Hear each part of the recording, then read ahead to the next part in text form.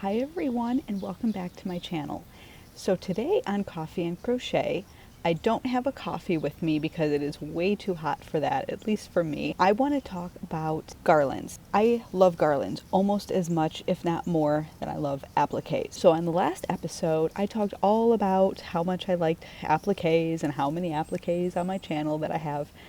Today, I'm going to talk about how you can use those appliques to create wonderful garlands. Now, garlands can be used anywhere in the house or outside, literally anywhere. They can be custom made, so you can make them any length that you want, that you need, that fits in whatever space that you need, and they're really quick. So because you're just making a repetitive pattern, let's say a star pattern, you just make star after star after star after star, and then all of a sudden you have a bunch of stars and you can string them up and hang it to use as a garland anywhere in your house. Another reason why I love garlands is because they make any room just that much more festive, or it gives it a little something extra. So today I'm going to show you a bunch of garlands that I have. Some of them I do have hanging around my house, and some of them I made for the channel, and anything that I have a tutorial for, I will definitely link that down below in the description box if you wanted to check those out. Okay, so I have a huge basket here of garlands. I'm just going to show you one by one all of my garlands, and then at the end I have a little tiny mini Michael's yarn haul that I'd like to show you some of the yarns that I have never used before, and I'm really excited to get my hands going on those. Okay, so the first one I'm going to show you is one of my continuous garland chains, and all that means is that you work it in one continuous strand. Basically, you create the loop, you work down the chain, and then you create whatever applique directly from that same yarn. So in this case, these are little shamrocks, and then you move on to the next and the next and the next for as many as you need. So this is pretty cute. I really like this one, and it's super simple. It doesn't take a lot of time to do, which is another reason why I love appliques and garlands. So that is my shamrock, and I do have a tutorial for that, and I will link it down below. Another one that I have on my channel is the heart, and this is another continuous chain, and this is a crochet. So most of the appliques and garlands that I'm going to show you today are crochet. I find, for me at least, I can crochet so much faster than I can knit, and knitting an applique or a shape like this is not as easy as it is to crochet. So I find that I have a lot of crochet appliques and crochet garlands on my channel as opposed to knitting, because knitting for me is faster if you just work in rows back and forth, and knitting in the round requires more than 2 needles, and sometimes it's too much for me. So these are my little hearts, and again, they string up really cute, and it just sort of adds a little extra something to any room, especially if you have kids and you just want to decorate their room, baby's room, even your office. I have some strung up kind of where I work half at home and half at work, so in the actual office, and so when I'm at home, I like to make my space feel a little more not worky. I don't know. Okay, the next one I have are flowers. So I don't have an actual tutorial on the garland, but I do have a tutorial on this little 6-petal flower. So you can see the little 6-petal flower here, and I basically just as I was creating the chain, I just slip stitched or single crocheted into the top of each of these flowers. And this one I have hanging over, we have sort of a large picture window in the front of our house, and I have this hanging strung along the top of that window, so you can see it from outside. And this one's a little bit longer. You can custom make your garland for as long as you need it to be. All right, the next one are these absolutely adorable little strawberries. I love these. Love, love, love them. They're in the granny style, and I do have a tutorial for this as an applique. So let's get the little string out of the way so you can see it. So it's a granny style pattern, and you're just working the granny shells and then just decreasing till you get to the last one. And for this one, I used some twine and just strung them each one up along that twine, and they come out so cute. I'm telling you, they're just adorable. I love these ones. Here is another continuous garland chain that I did, and these are just flowers and leaves, and I do have a tutorial for this. So this one I just alternated the flower applique and then a little leaf applique, and again, it's just a continuous chain all the way, and I used sort of a green and a blue variegated yarn. I wanted to see how that came out, and it actually looks really cute. You never know sometimes with the variegated yarns how things are going to come out, and I will show you an example of that right now. So this one, I used a variegated yarn, red, white, and blue, because I thought that was cute, and you can see I made little stars. Now this one looks fine, right? This is a nice blue with some white speckles in there.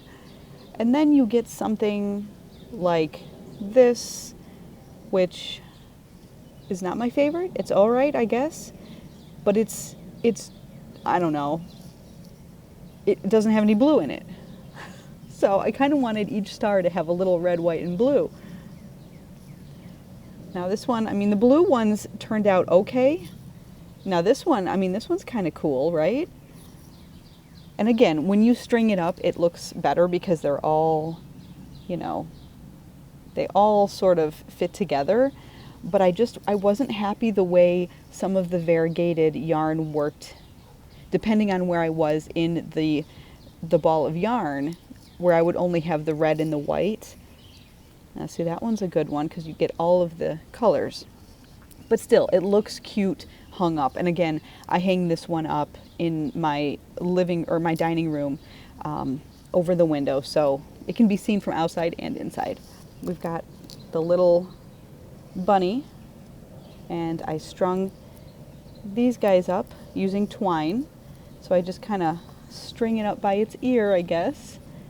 And these come out so cute. And again, you don't need very many appliques, so depending on the space that you're working with, you only need, you know, 6, 7, 8, maybe even 9 appliques, and then you have a garland. And here's some more bunnies in sort of a pale bluish green. And I do have a tutorial for this on my channel, so these are really cute, and I love these for Easter. Kids really like them too because they do kind of look like bunnies without being overly bunny, I guess. So the next 2 garlands I'm going to show you, they're my last 2, and these I have in my bedroom hanging over my bed. They are, one is a knit, so I only have 1 knit garland because, like I said, I can't deal with knitting in the round. I can do it, but it takes a long time. So it probably takes me triple the time to make a knitted applique than it does to make a crochet applique. So I tend to just make a lot of crochet appliques and string them up.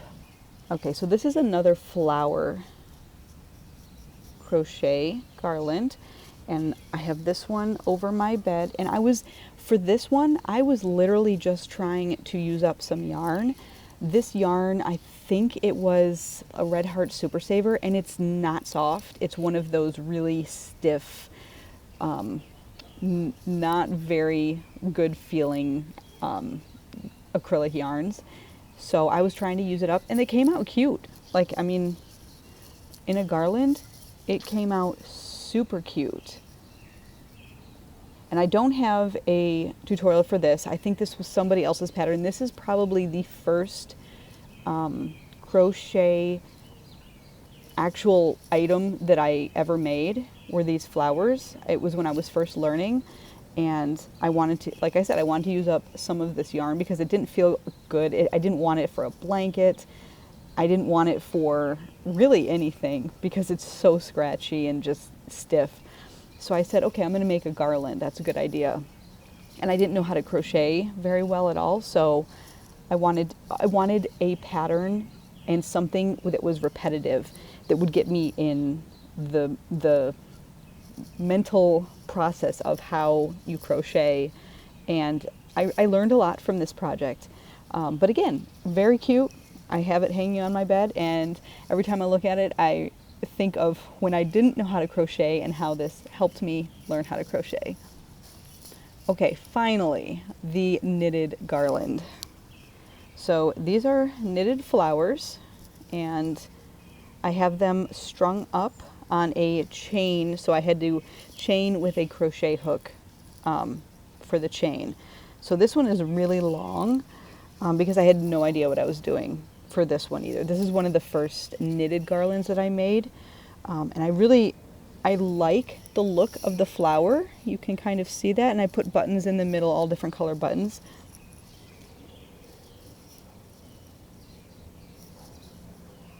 I really liked how they came out, but it took forever. I can't remember if I needed more than 2 knitting needles for this. I just remember it took forever, and I said, there's no way that I can do this again. And then I have little mini clothespins to hang them up. So anyway, it's very cute. Like I said, I have it on my bed, over my bed hanging, and it's kind of a mess here. It's hard to see, but you can get the idea with the little flowers. So that's the only knitted one that I have. Okay, so before I go, I'm going to show you my mini Michael's yarn haul. Not very much yarn. I'm really trying to use the rest of my stash before buying more, but I mean, it's kind of hard, right? So here are a few of the yarns that I got. I got a bunch of the Craft Smart multi-value, and this is a 4-weight acrylic yarn. So you can see it definitely looks like a 4-weight. You can see, I don't know if you can see the color, but let's see, the color is Peachtree. So I kind of like it. It's sort of a beige, green, orange sort of color. And with these skeins of yarn, you get 252 yards. So a decent size. So that's the first one I got. I also got this one. Again, it's the same brand. You can kind of see. And this colorway is Bluebird, and I really like this because it's blue-gray and almost a teal or a sea green kind of. And the last Craft Smart is this rainbow color. And this one is called Fiesta, and I absolutely love this. I just did a bookmark tutorial using this, and it came out absolutely great. This isn't the softest acrylic yarn, but the colors are like, wow.